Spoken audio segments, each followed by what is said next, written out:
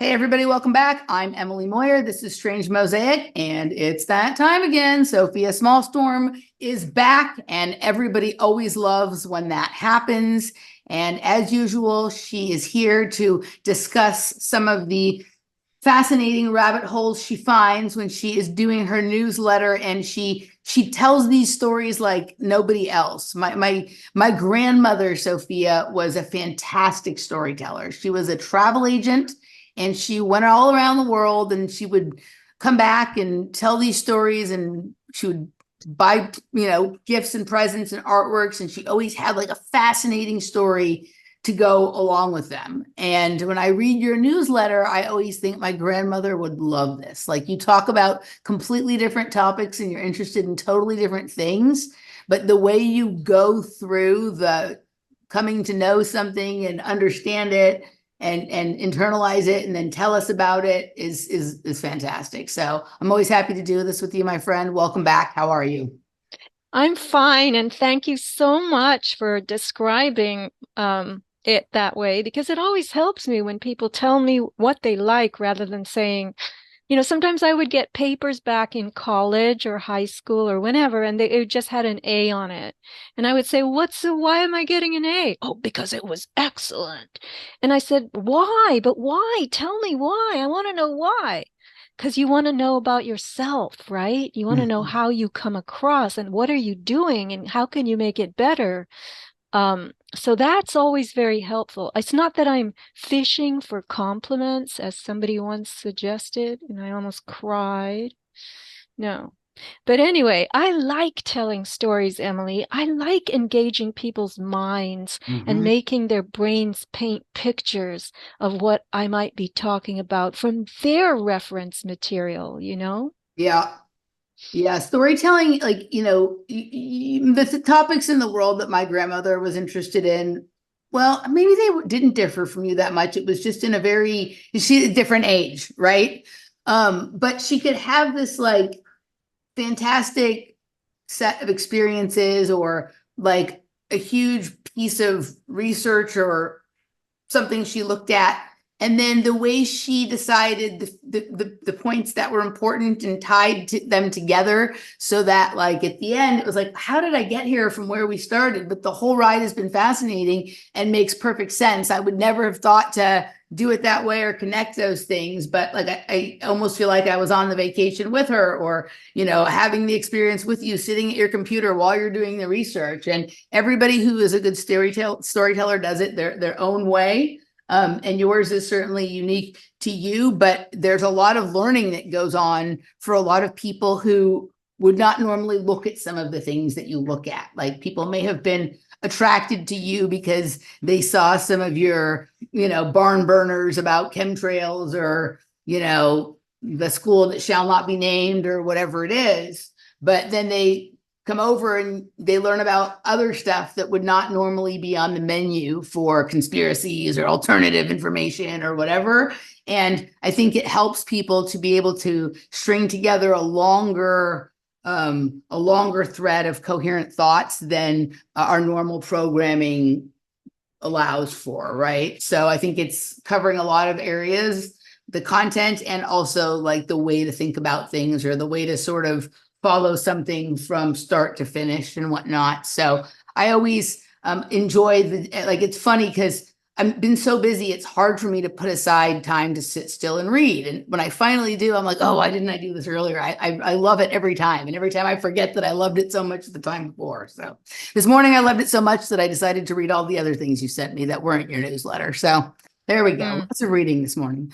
Well, thank you, Emily. Hopefully Yeah. that did good things for you internally in your body because that's what we're going to talk about today. So, where do you want to start? Well, we are on the November-December 2023 newsletter. And I think let's just start at the very beginning. Like, I love that all of the stops that the train makes are important, and you can choose to do more sightseeing in one leg of the trip than the other if you like, but sort of take us on through the way you're thinking about it. All right, so I'll start with the fact that I lived in Europe as a child. And I went to an American school, and there were other kids there from other countries, not just Americans. And I do believe that the American children were primarily what my mother called CIA kids. Okay, so the parents worked for the CIA. And this was a European country under communism. So you know that that would be of great interest to the United States. So you had to have CIA people living there to keep an eye on things. And the CIA kids would come to school with these unbelievable brown paper lunch bags with these foods that everybody else envied. Okay. So the CIA kids ate Wonder Bread sandwiches filled with this golden, like runny peanut butter and purple grape jelly. And you could smell the smell, and it was so unusual, and it smelled so good. And the foreign kids were bent over thermoses of noodles and, salami sandwiches if they came from Germany, dark bread that was kind of nubby and grainy. And I always had tuna fish, or sometimes, I don't know why, I got these omelet sandwiches, which really didn't smell good by midday. And I almost never ate my lunch because I was embarrassed by the smell. But the American kids, my God, they had Oreo cookies, which were, black, filled with this silky white cream. And then they also had cupcakes. And all the other kids from the other countries envied them, all right? So what do you have to say about that? Well, it is funny. Like, so a couple of things. I love this that you were at one of these schools with the CIA kids. Right. When I was reading it, you were like, I lived in a communist country, but I didn't live under communism. um, yeah, I can envision it. And I know people who've gone to similar kinds of schools. And it is fascinating to me how people from all over the world pine over that which we have in America. Right. And you're not the first person who's remarked on the peanut butter. Like my dad's, let's see how I want to put this. My dad's girlfriend's daughter is married to a man from Portugal, right? And when he first moved over here, all he did was eat peanut butter every single day because he could not believe how the variety and quality and whatever of the peanut butters that we had here compared to the one kind of peanut butter that they had in Portugal that as a kid you kind of resented because it was full of chunky nuts and had oil separation and all of that kind of stuff. So he spent the first year or two that he lived here experimenting with every different peanut butter he could find. And we hear stories about people from China want Levi's and people from this, that, or the other place want that American thing. And eventually we all come to realize that like actually what we have in America is crap. Well, we But learned everybody that. wants it. Yeah, we learned that after a long time. So yeah, so I moved to America finally. I was a teenager, and my God, the stores full of Mhm. so many aisles of everything you could imagine. I had friends whose bedroom closets just bulged with clothes that they got at Bloomingdale's. They had makeup. The boys had cars, like Corvettes, and they were just 16. And then when you went to these malls, these, vast malls where there were all these stores, shiny stores glinting with merchandise, there was, oh gosh, records, stores that had just bins and bins and bins of vinyl LP records. And then there was Baskin Robbins, my God, 31 flavors. Who Mhm. had that elsewhere in the world, right? Yeah. So for somebody like me who had lived in Eastern Europe and other parts, Asia, Africa, and saw these children begging in these bazaars with like flies buzzing in Yeah. open wounds and stuff. America, I wrote in my newsletter, was like a fluffy whipped cream dessert. I mean, the whole thing, it was like a whipped cream dessert. That's exactly what it is. Yeah. And then later in life, I was still a young adult, though. I moved to San Diego, And I heard of this thing called the Price Club, and you could actually see it on the I-5. It was this sprawling warehouse. Everybody talked about it. A lot of people belonged to it. You could buy things in bulk there, like these mountains of toilet paper, these giant cans and bottles of stuff that you would otherwise get in regular stores in much smaller containers, right? And so I went in there once with a friend. He had a Price Club card. You had to be a yearly member. Mhm. And I said, who would want such a mountain of toilet paper or such big cans of things? And he said, oh, it's for families and businesses. And but he didn't have either a family or a business, but he still was a Price Club member. So anyway, I learned on Wikipedia that the Price Club actually started in San Diego in 1976 in airplane hangars on Marina Boulevard. That was what I was looking at. That's what I first saw when I moved to San Diego. And these were the warehouse things that you could see from the freeway. And they were actually, these hangars were owned by Howard Hughes. And this still is now, it's called Costco, Costco's warehouse number 401. So the Price Club was founded by a guy called Saul, I assume Solomon Price. And he got together with a guy called Jim Sinegal and another one, Jeffrey Brotman of Seattle. They had founded Costco, and they all joined forces in 1993. Walmart, and I now call it Mallwart, get it? Yeah.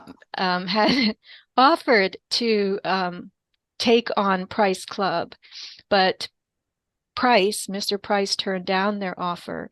So it became Price Costco in 19, and then 1977, it became just Costco. And the 1997, not 1977.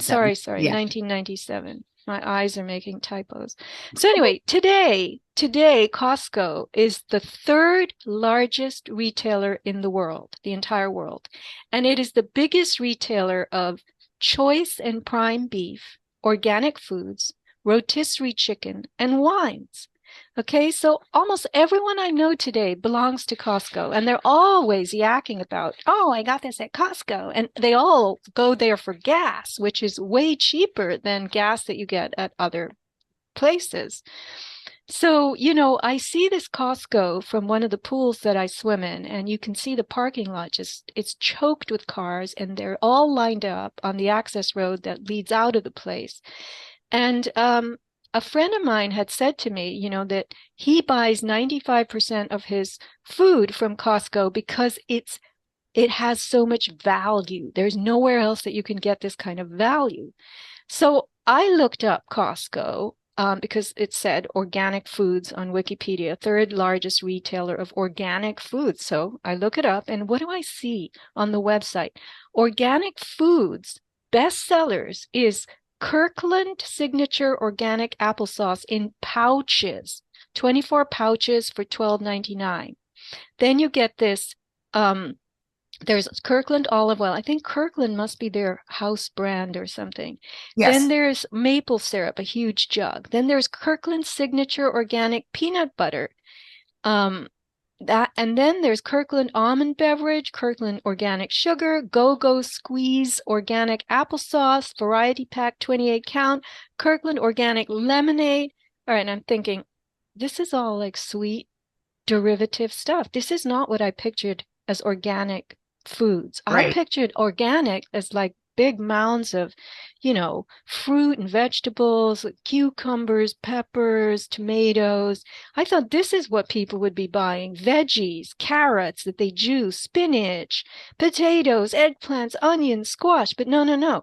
The organic bestsellers on Costco's website are these supposed foods that are just coming from a production process, pureeing, blending, pressing, and it's not real basic food, okay?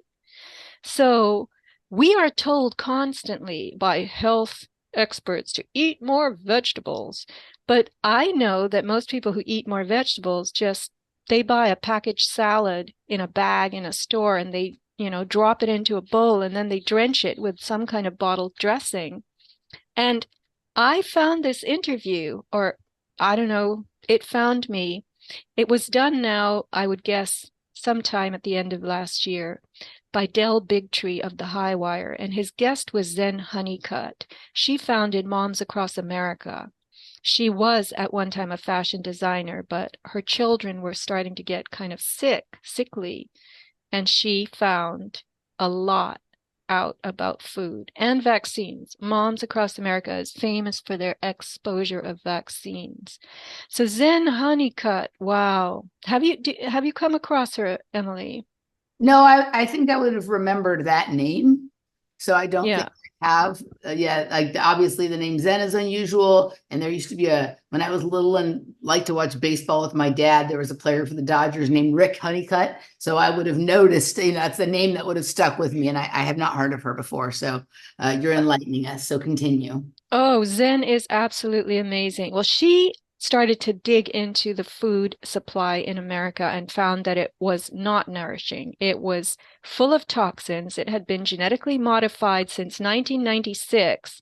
It contained unnatural foreign proteins that were now found in all kinds of dietary staples, and nobody seemed to know about this.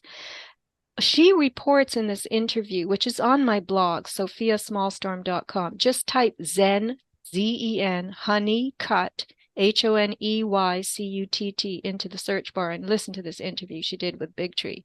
But she talks about glyphosate a lot. And I know everyone who's listening to this show has heard a lot about glyphosate.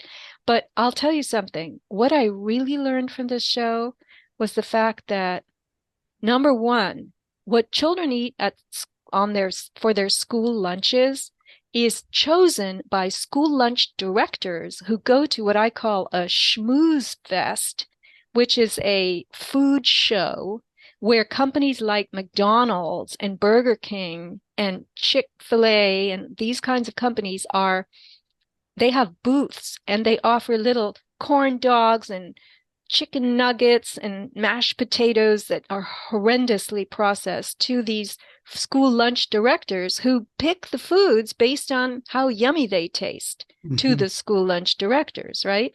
So the school lunches are totally GMO filled. This is clear from the research that Honeycutt did, and she and Moms Across America paid a lab to do all kinds of research on school lunch foods, and the food is incredibly toxic. So they tested 43 school lunch samples because 40 is the statistically significant number that the EPA and the USDA are not supposed to ignore. So 95.3% of the school lunch samples they tested were positive for glyphosate, which we know is a carcinogen, endocrine disruptor, causes liver disease, contributes to leukemia in animal studies.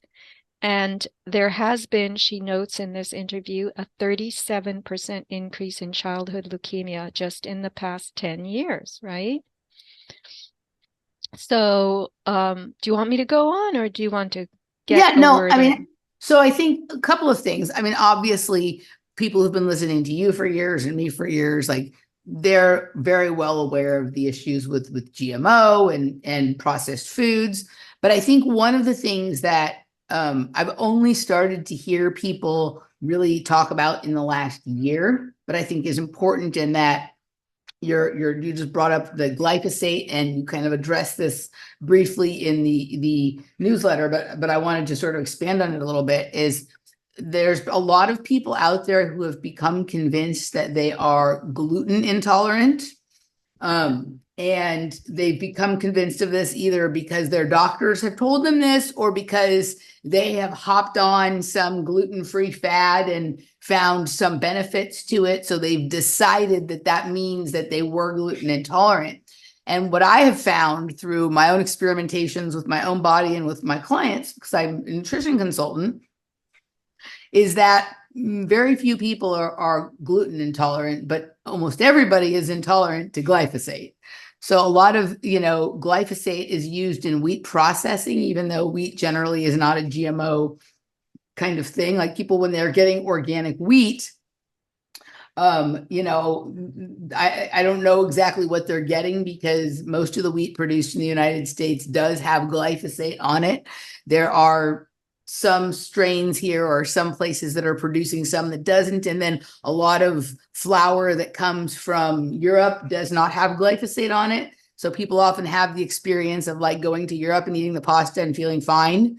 But I have figured out that because I went through a phase where I thought I was gluten intolerant, that I'm not gluten intolerant, that I can actually eat gluten, but if I eat things with glyphosate on it, then it makes me have the problem that I thought was caused by gluten before, but isn't. And so I'm just saying this to illustrate that like there's so many layers to this food conundrum we find ourselves in. And there's a lot of self-diagnosing and misdiagnosing and all sorts of things going on that really all stem back to poison being sprayed on our food and not really that there's anything wrong with the food itself per se. Well, Emily, we have to make the point that most people aren't aware of, that there is a stealth use of glyphosate. That's how I put it. Yeah. Stealth use, which doesn't enter most conversations. And glyphosate isn't just a used in weed killers. It's also used as a crop desiccant or drying agent right before harvest. Yes. So it withers the crops, it sucks the water out of them, it dehydrates them, which enables the farmers to cut the crops down, harvest them more easily, pack more in the trucks, and they're lighter to transport. So this is the use of glyphosate that nobody's going to ban anytime soon because it's commercially so, it confers so much commercial gain. So that's why no matter whether you eat legumes or eat peanut butter, peanuts are legumes, or grains, it's in all the staples, sugar beets, sugar cane, they spray glyphosate on them right before they harvest. And as Del Bigtree says, it's never washed off. And glyphosate is used to clean out boilers and pipes in factories, in industrial chemical chelator. It sucks the rust and the contaminants out of the pipes. So this is going to be doing something in your body. And what they discovered, this is a very interesting part of the history, that when some of this super chelator, glyphosate, was spilled onto some soil, it killed whatever was green and growing. So a super weed killer was born right then and there. And glyphosate, your listeners may not know, but it is a near chemical analog, exact analog of glycine, the amino acid glycine. And glycine is a very, very important amino acid. It builds all kinds of tissues in your body. It's very supple. It's very perfect in terms of its utility.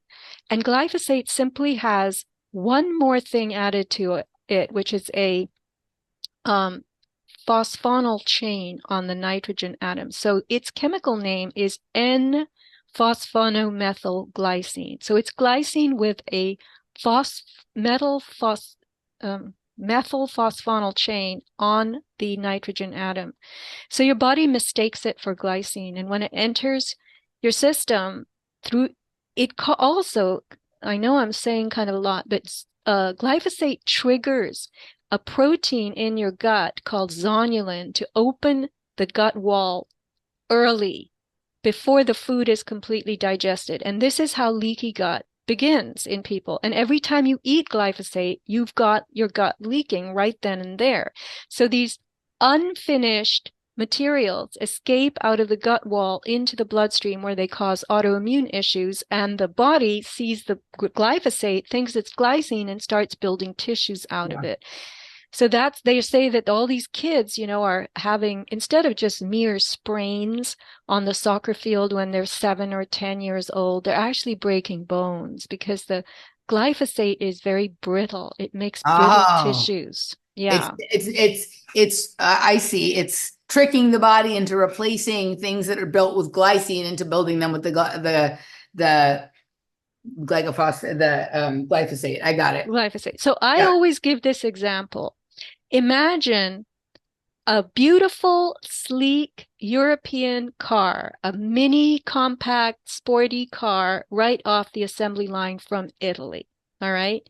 You take that car out for a spin, it drives like nothing you've ever driven before. It whips and whizzes everywhere, and it fits so snugly into parking spaces, it's very easy to maneuver. Then you get the exact same car off an assembly line, exact same, but now it has a door that is stuck open, sticking out. You cannot close that door. Now you drive that car and you suddenly find that it's not maneuverable. That door is causing, terrible clumsiness on the road. It's hitting people, it's hitting other objects with the open door. You can't park it. It goes more slowly. It's crap.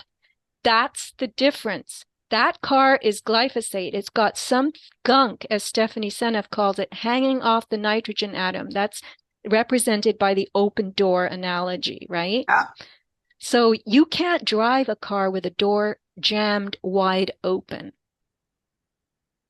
Well, eventually also the door is just going to get pulled off and then all kinds of crap that shouldn't be in the car is going to come in too. Right. So the tissues Yeah. in your body that are made with glyphosate instead of glycine crash and burn. They're brittle, they have accidents, they break because I'm just talking in an analogous way. Your body is using the wrong car. Yep.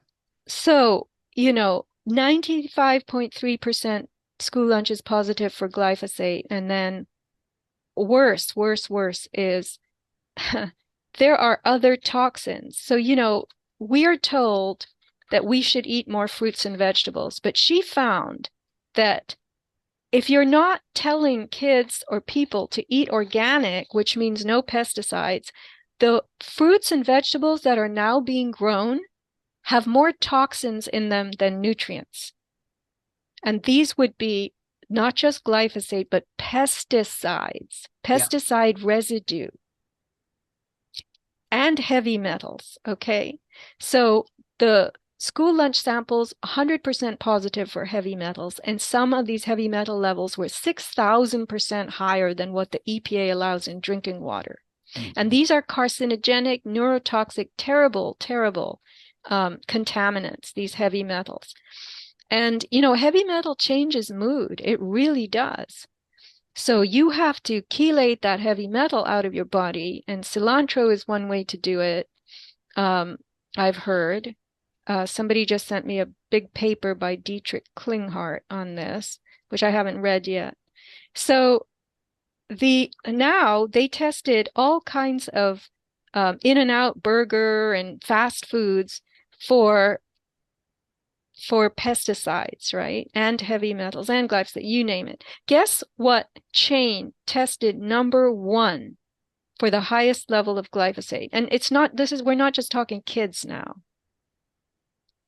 It's in my newsletter, so you can break it to people. I know you talked about a couple of different. I know there was some Chick-fil-A, there was some Jack in the Box, there was some In-N-Out burger, there was some I can't remember which one was the heavy metals were the highest.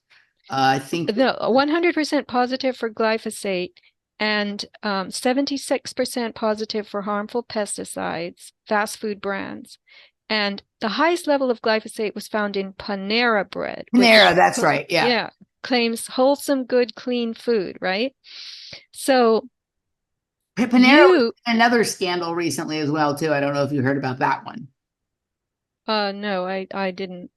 Finish what you're saying, and I'll tell you what that one is. And it's interesting that that's the highest one. And then it was also in this scandal. Go ahead.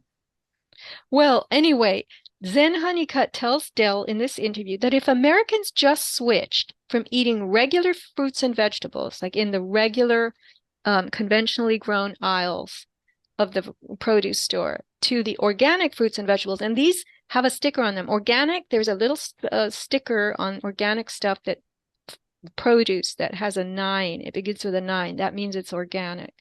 So anyway, certified organic, all right? But then there are farmers who don't use pesticides, and you'll find them at farmers markets, and they can't mark their stuff organic because the agricultural department shuts them down. You have to pay the state if you want to be saying you're organic.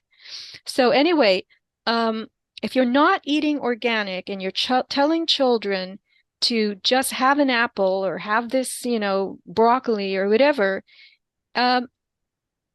they are getting toxins, more toxins than nutrients. This was what pretty much made me fall on my butt. All right. More toxins than nutrients in conventionally grown vegetables. And if you switch from conventional vegetables to organic fruits and vegetables, you're going to eliminate 98% of your pesticide consumption. Yeah. Yep. I mean, I think 98%, it's still it is very difficult to get a completely clean food, because even if your stuff is organic, if the person on the lot next to yours is not, and all that kind of crap and whatnot. But yeah, for sure. In the lot next to you. Yeah. What do Right. you mean? So if you are, and like, okay, the certified organic, and this was a while ago that I looked into this and talked to people about it, but the way you become certified organic is based on your practices rather than based on testing what the result of those practices are, right? Yes, exactly. Yes, So I realize what you're saying. I understand what you're So saying if now. you do all the things to become certified organic, but then the person in the field next to you or the farm next to yours is spraying glyphosate or using pesticides or whatever it is, and they make their way onto your produce, then that's not what's being measured for, right? Right. So unless you are following your food from seed to harvest and onto the plate, you don't know for sure what you have because of the things that it comes in contact with, despite procedures, growing procedures being followed. Yeah, and there's glyphosate in rain and it's Yes. in runoff. We have a neighbor we have neighbors who have large lemon and orange tree orchards, and a lot of them don't spray anything, and some of them do. And a house was recently sold around the corner from me, and I spoke to the owner, and he said, the new owner, and he said, "Oh yeah, I'm going to make this an organic farm." I said, "Well, how do you do that?" He goes, "Oh, well, I just don't use pesticides Mhm. um, or weed killer or anything like that for 2 years, and then it's certified organic." And he now has a sign. It says certified organic farm right in the middle of his lemon trees. But all he did was not use anything for 2 years. Yet there are hills in this area and there's Yep. runoff, groundwater runs. I don't mean groundwater, I mean runoff from the place, the estate next to his, which might spray for all we know and might use pesticides, and it runs down onto his soil, right? So how can you say that you're not testing the soil? You're just saying that you adhered to the state's rule. The state's regulation is you can call yourself certified organic if you haven't used any Correct. pesticides for 2 years. And you have to pay them every year. You have to pay them, I think it's like thousands of dollars and a 10% of your gross. That's what one of the farmers told me. Yep. So here's the thing. These foods that contain not just heavy metals, but glyphosate, that are subsidized by the government, like cereal, like Captain Crunch cereal, which was created, by the way, this is kind of interesting, by a woman she was a flavorist, and she worked for, who owned Captain Crunch? Quaker Oats introduced Captain Crunch. And her grandmother from New Hampshire used to make this recipe for breakfast of brown sugar and butter poured over rice. And it was crunchy, I guess, and yummy. And so this woman, Pamela Lowe, her name was, she invented the Captain Crunch product, or developed it for Quaker Oats. But Captain Crunch is full of glyphosate, as you know, yet it's subsidized by the government. All these cereals are subsidized for the government by the government. And so the child, this is what I theorize, it's just a speculation, but the child who was fed Captain Crunch is now the adult who spends $10,000 a year on medical bills in his advanced age, right? Or as he ages. Yep. Yeah, it's interesting that a lot of these products, like the Wonder Bread you mentioned in the first intro to the show, or Captain Crunch or whatever, they're fortified. And because the fact, and that fortification is why they end up subsidized by the government, right? Because you can say it has this much niacin or this, what's the big one that they're always putting in that stuff, fortified with thiamine, Yeah, thiamine and or niacin. this much vitamin, whatever, or blah, blah, blah. And therefore that makes it like a healthy food. It's like saying, if I put a vitamin C capsule on a shit sandwich, you just took vitamin C and not a, you know what I mean? Like, yeah, and we have to do a show on vitamins from this Substack that I've been reading, and I read it I this hope morning. very much to include all this information in a newsletter very soon. But, Chick-fil-A sandwiches contain avian contraceptives. These are contraceptives used to stop pigeons from laying eggs in places like airports. It's so weird, dude. Yeah, and Jack in the Box, and it's crazy. Jack in the Box stuff has butanediol and isobutyl methyl ether, which is also known as propane. So now go ahead. Here's where the mood stuff comes in. So butanediol, I don't know, butenadiol, it will be on the spelling test, causes combativeness, agitation, and confusion, and breathing problems. And Zen Honeycutt says, I know so many people whose children or husbands are aggressive after eating junk food. And we see all this rage among children, She says we're turning people into violent beings. We're breaking up marriages. We're destroying relationships. We need to look at the food people are eating. So here's another thing that really just came to me like a, lightning bolt from this interview. She mentions a book, Zen Honeycutt, called Food and Behavior, subtitle A Natural Connection by Barbara Reed Stitt. Barbara Stitt, S-T-I-T-T, studied the food supply for over 20 years, and she studied in particular criminals, parolees, and serial killers, along with high school dropouts. And she found that the one thing these people had in common had nothing to do with socioeconomic background or race or ethnicity or anything like that. It was that they all bragged, Emily, that they lived on junk food. They bragged about it. So I have this book. I have the book. Okay. I have that book. It's I didn't read it as part of what I read to get my, become certified as a nutrition consultant, but it was something I bought. I think I bought it at a Standard Process. Standard Process is a nutrition supplement company, and I went to one of their events where they have speakers and then they have a book sale and stuff, and I bought that book. And yeah, it was really, really interesting, the connections that she was able to draw between change of diet and change of recidivism. Like we think we know that behavior is connected to what you eat, but we don't ever take it as far as like, murder, rape, robbery, blah, blah, blah. We don't think of like, well, what do they eat for breakfast that morning? You know what I mean?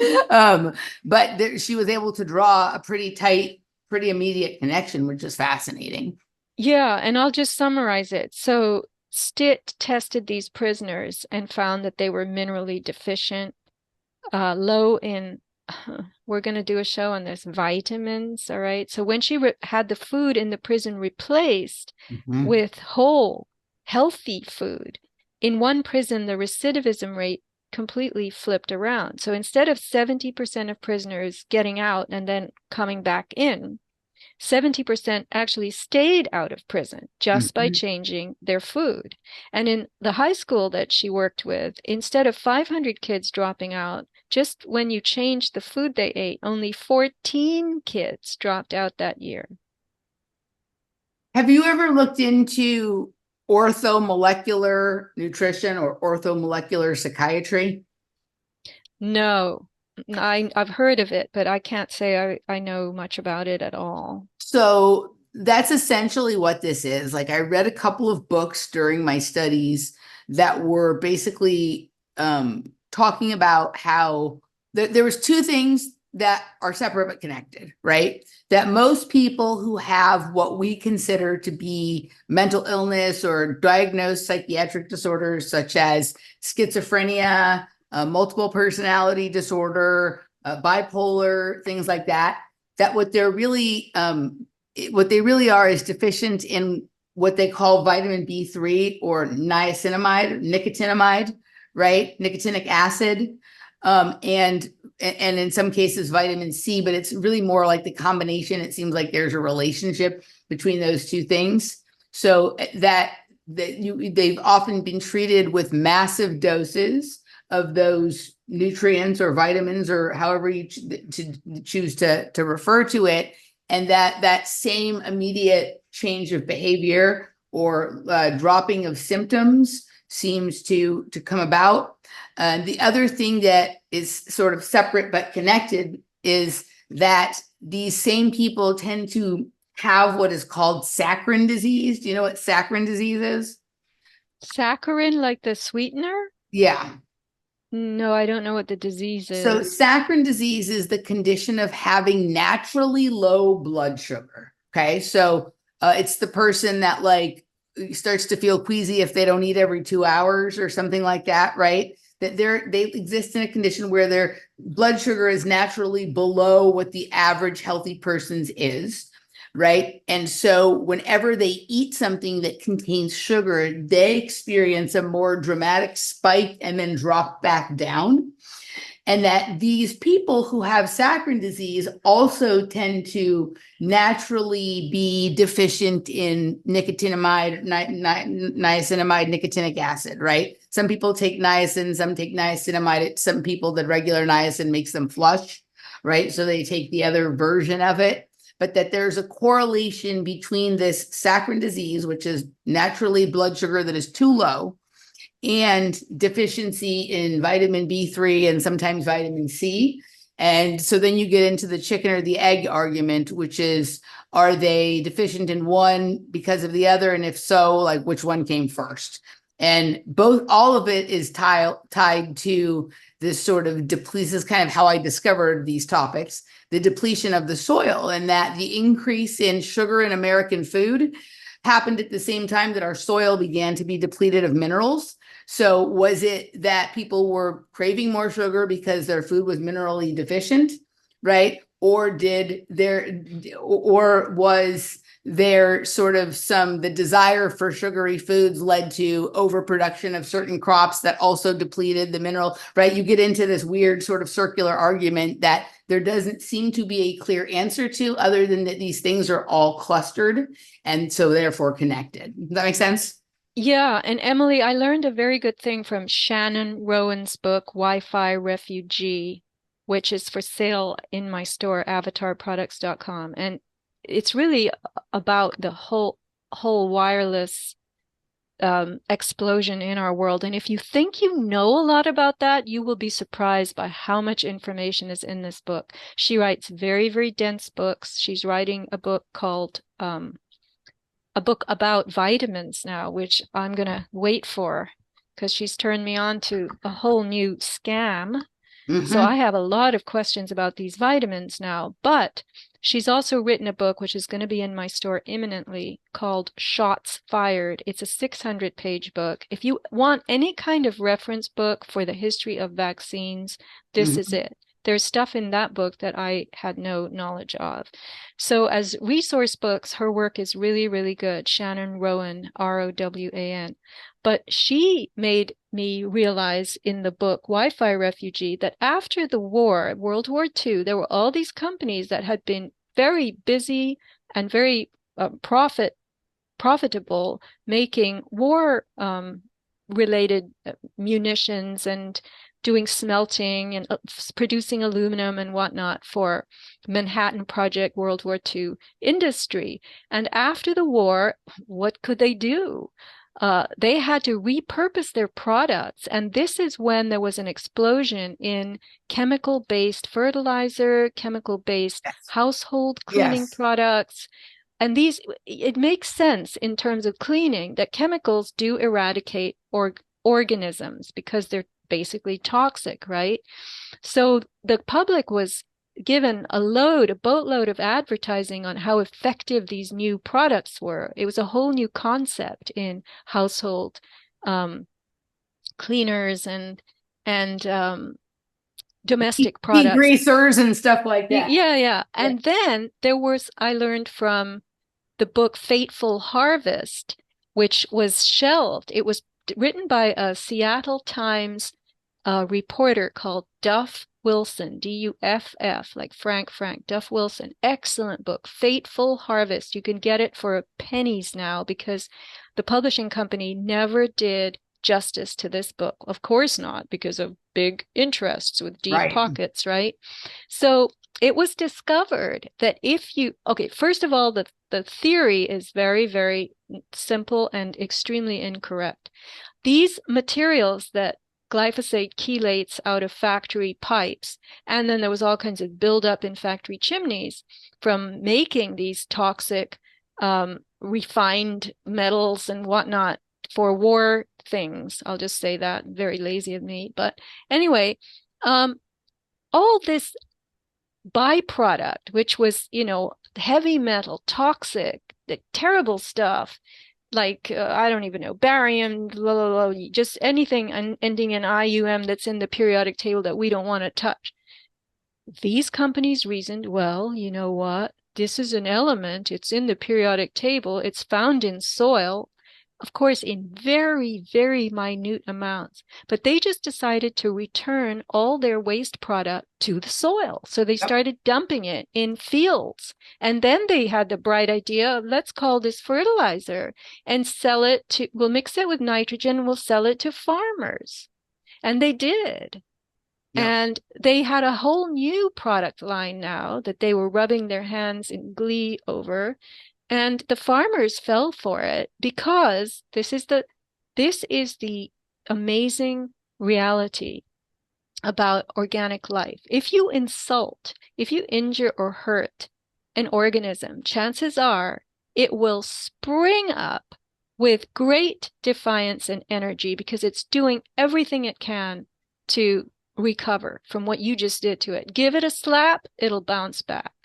So when they sprinkled or sprayed this chemical fertilizer onto fields of crops, the crops grew really big because they were basically injured and angry, right?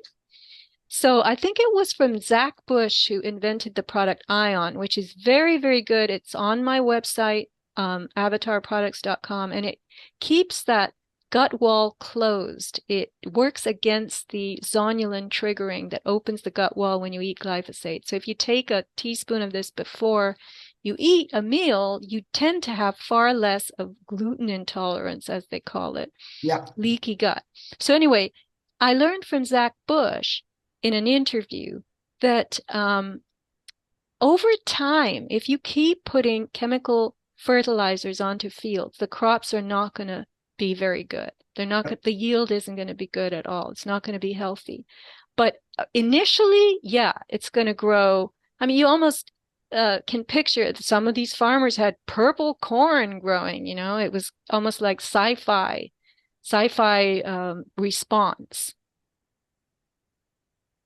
Yeah, no, that makes sense. I mean, it's kind of like when you break bone, sometimes it grows back stronger, but you shouldn't just keep breaking the bone, right? Right. Like that, and we all do that. Like when we're like, if you're sleeping and there's a loud noise in your apartment, you're up with the startle and you're like ready to take on whoever you think broke into your apartment, right? But that power or energy just lasts for a few minutes. You realize nothing happened, something fell, and you go back to sleep. Like if that happened again a half an hour later, it wouldn't be the same response.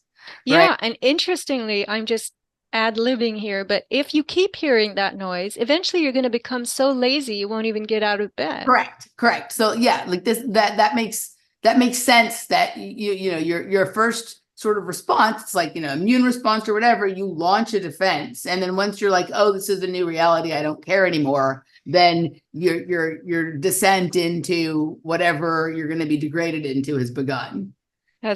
Right. I just want to say real quickly, because I realized I didn't complete one thought and I don't want to leave people with the wrong idea. Back to that sugar and vitamin 3, thing that would the people who had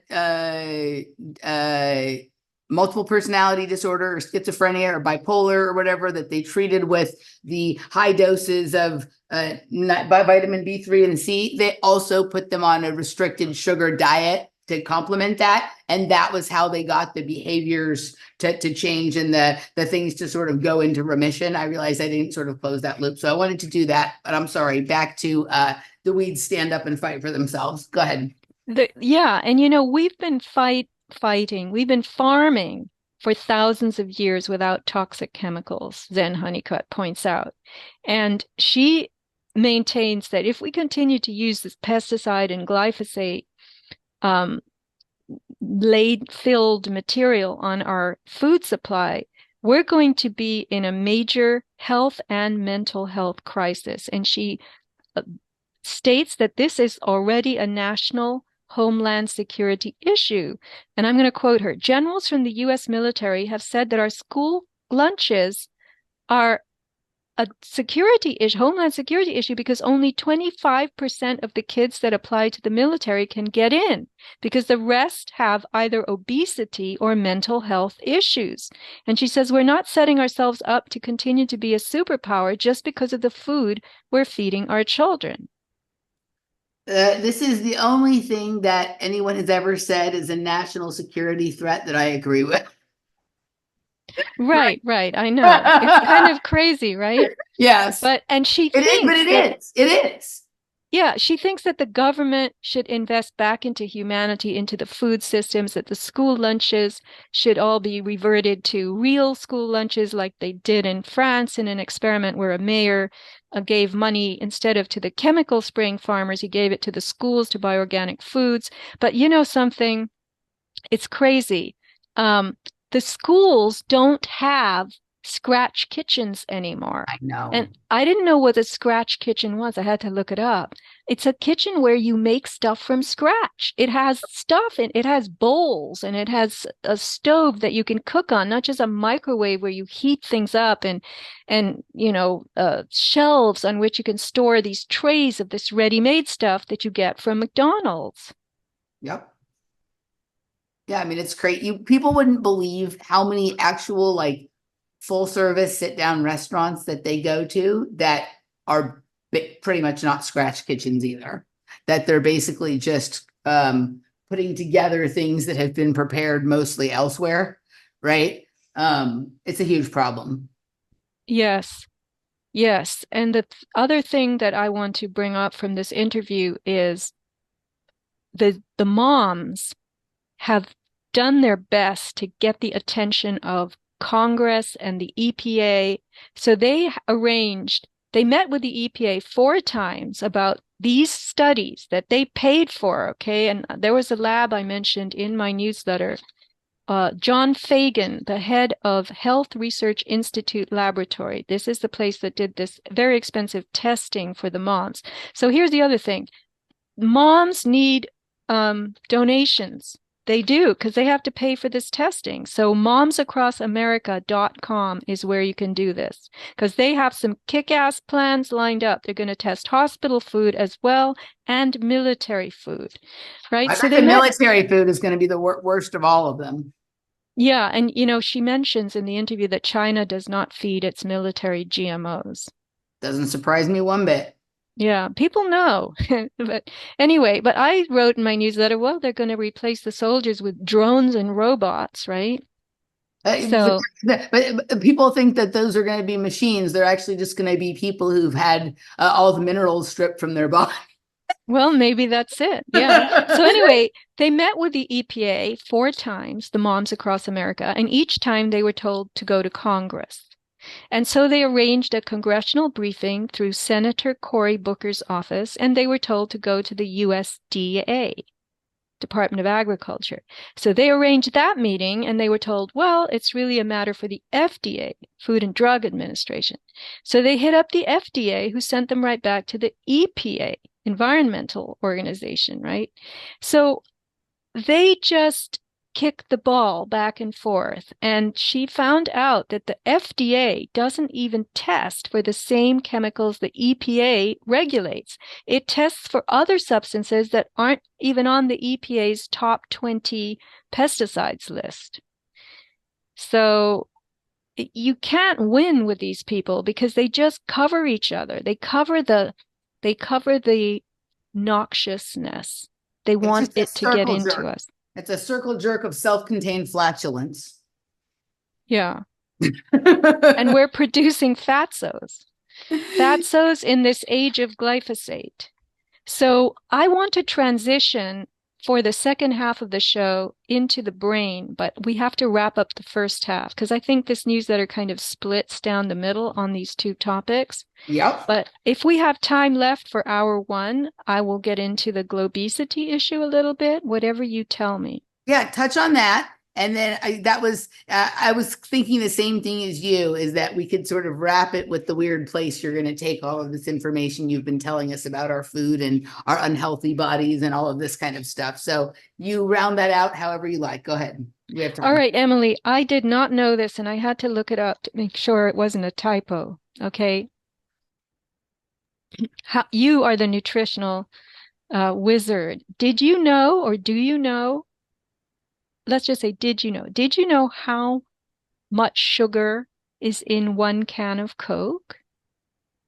Oh, it's a lot. Like it's like it's like a week's worth of what would be considered normal. I think you said in the thing how many teaspoons it was, but I think it's like almost a cup. Well, it's 10 teaspoons. 10 teaspoons. That's horrendous. And this material, these soft drinks and these junk foods I just want to remind people of the biochemistry. As you suck in sugar, your insulin secretion goes up. And that's a state of hormone imbalance because insulin is actually a hormone. Yes. So insulin determines whether the calories you eat get burned or stored. And if you produce too much insulin, which is what sugar does to you, your bodies will store the end product of the sugar, the glucose, instead of using it to fuel the brain and muscles. And this is why people who eat a lot of sugar are constantly reaching for more food because their brain and their body isn't being fueled by what they just ate. It's all being stored, right? Mm. So they get fatter and fatter and fatter. But the thing is, the makers of chips, donuts, cinnamon buns, sodas, they get richer. And it's almost like we, in this modern day and age, with all this factory-produced consumable food, quote-unquote food, we are under a sugar insulin spell. Mm-hmm. And this doesn't just enrich the producers of the food, it enriches retailers, distributors, marketers. There's just so many people who ride on this addiction, this spell casting that's going on, right? And so I remember when I would drive through the Bronx, this was the early 1980s, I worked in northern Manhattan, and I actually could drive if I could find a parking space, which I usually did in northern Manhattan. But I would leave on these holiday weekends, like 4th of July weekend, and I would be on the Deegan Expressway, and it would be all jammed with cars leaving the city. And I would get off and I would drive through the Bronx, really it was. And I would look and see, I just have to guess my way through the neighborhoods, taking the side roads. But it was amazing. There were all these little, I'll call them bodegas, which is the Spanish word for little corner shop. And they had stands of all these colorful fruits and vegetables outside, lots of avocados, and all these people milling around, these women in house dresses, children, kicking balls around on the sidewalk.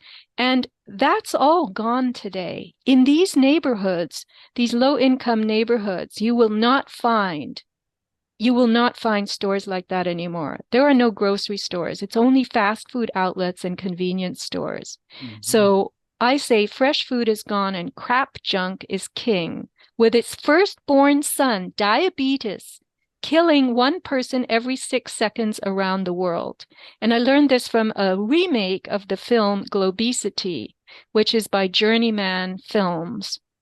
But Emily, there was a previous version of Globesity that I posted on my blog, and now you have to get it through some kind of, download only that you pay for. But I will never forget the first Globesity. In it, they showed this enormous 4-year-old. He was in Brazil or somewhere in Latin America, and he was having this intense temper tantrum. He was lying on the floor. I believe he was under a table, under the kitchen table or something. His fat little legs, beating on the ground in the air, and he was smashing his arms and fists on the ground because his mother wouldn't let him have pizza. And he was an addict. He was a junk food addict. And these children are having their stomachs stapled, and it's paid for by the government because they're turning into these extremely huge little pudge balls. Mm-hmm. And they're only 3 and 4 years old. And the sad thing about this is that the parents have fallen for the cheap food, the cheap junk food that has been exported from North America to South America and Central America. And these parents grew up, and the grandparents poor. They grew up with too little food. And at that time, food was basically nutritive, right? Nutritious. So their bodies and brains learned that more food was more nutrition. And they fell for this scam that the second remake of Globesity calls culinary colonialism. Yep. Because these companies like Coca-Cola have exported their junk and Doritos and the chips companies and whatnot to the third world, where they're fattening up people who are calorie poor and whose brains and whose education has not brought them to the understanding that these are not the right calories. Yeah, remember our good old friend who died last year, Henry Kissinger's big thing about controlling the food supply and you control the world.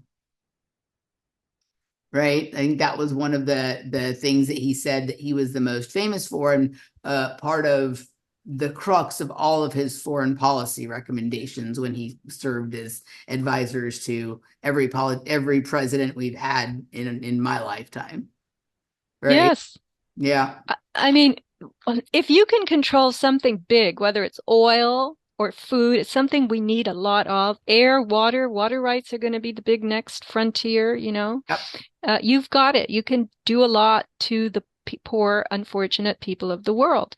And I have seen here in San Diego, where we have a lot of Hispanics from Mexico and South America, I see Mexican-looking babies in strollers sucking Coca-Cola out of a baby bottle. I know, it's gross. But the mothers don't seem to understand this.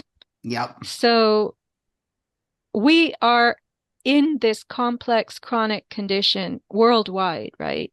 And it's all value-based because those people are getting better value out of the cheap foods quantity-wise than they get out of more, let's just say, whole foods that are complex. And now we know that they have to be organic, at least to be a, slight cut above what's conventionally grown. And that means more expense. Yep. Yep. So organic scratch cooking at home, folks, this is what you want to be doing. You don't want to be going. I was, yelling at my friend in San Jose and telling him never to go to a place called Grocery Outlet, which he was shopping at. And I would always hear him. Sometimes we talked on the phone in the evening and he would be at the cash register and I'd say, "What are you buying?" "Well, I'm buying some chips and some salsa."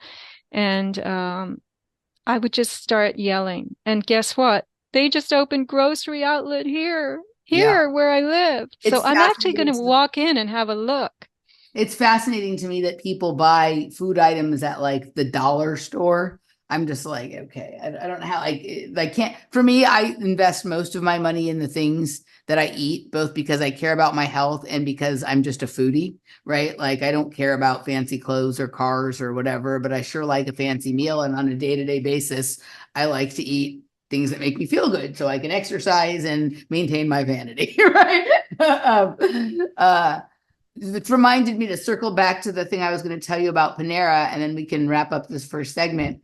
So there was this weird new law passed that they were trying to pass in California about fast or food services or fast food restaurants have to start paying $20 an hour, except for there was seemed to be an exception carved out for Panera, whose owner is a big contributor to Gavin Newsom's projects and campaigns and stuff. And it was like some weird thing about the reason Panera doesn't have to do it because they're also a bakery, right? So fast food restaurants that are also bakeries don't have to do it, but it's not bakeries that prepare the items there and bake them there. It's bakeries where the items are prepared elsewhere, but they bake them there. So it's not even the hardworking bakers. It's the people who just do the thing, not scratch kitchen that we were talking about, right?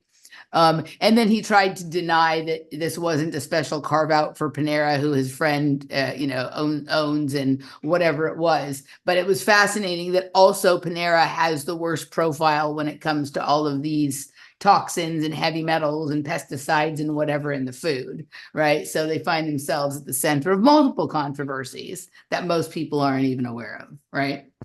Yes, and actually, Emily, I had heard about that, but I didn't connect it with what you were mentioning, and I never could figure it out. What does it really mean? Why them? Why are they exempted? So anyway, who knows? Who knows? It's one of those cases of you scratch my back, I'll scratch yours, right? Yeah. So All right. we do have, just quickly, a complex chronic condition called morbid obesity. And I did put on my blog, sofiasmallstorm.com, SOFIA, a little calculator for your BMI, body mass index. It's quite interesting. You can do it in a second. I did it through hard math in my head, actually, one day while I was driving to the gym. I worked it all out in my head, what my body mass index was. It was not easy because I had to convert things into centimeters and kilos and whatnot related to your body weight and your height. You have to do it in kilos and centimeters. But that on my blog, if you just go to the top search bar and you type in body mass index, you will get the NIH calculator. You should do it. Make a little tattoo for yourself.